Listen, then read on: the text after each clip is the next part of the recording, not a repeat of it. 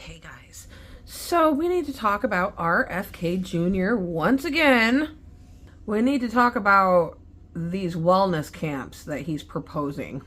Now, I haven't looked too much into it, but what I understand is that he thinks people can be, with mental illness, can be unmedicated as long as they're working out in the fresh air and have structure. Well, I'm here to tell you that that's just not fucking true.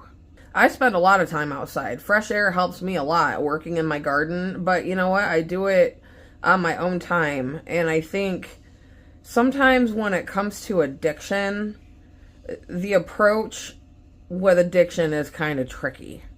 I do agree with him that SSRIs are prescribed. However, you can have the opinion that SSRIs are overprescribed, but at the end of the day, you guys, it's nobody's business what people want to do for their treatment. If people are feeling depressed, antidepressants help more than depression. They help the physical symptoms. Like, I get a tightness in my chest.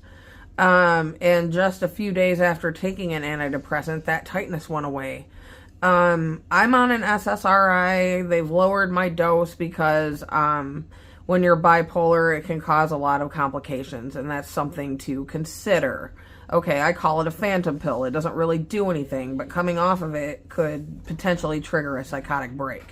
But it just kind of reminds me of my psych trauma and DBT days when they thought sitting in therapy was going to solve everything, when in fact it was making everything worse.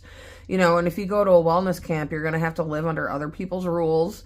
You're not going to have a lot of freedom, which could be very triggering to somebody like me. Like, when I go to the hospital, I know that I'm getting out soon, so I can tolerate it. But these people are going to be in there for a long time. And I don't know, guys. I don't believe in all the therapies and stuff like that. And I just have to wonder what is really going on. I will do more research and I will get back to you.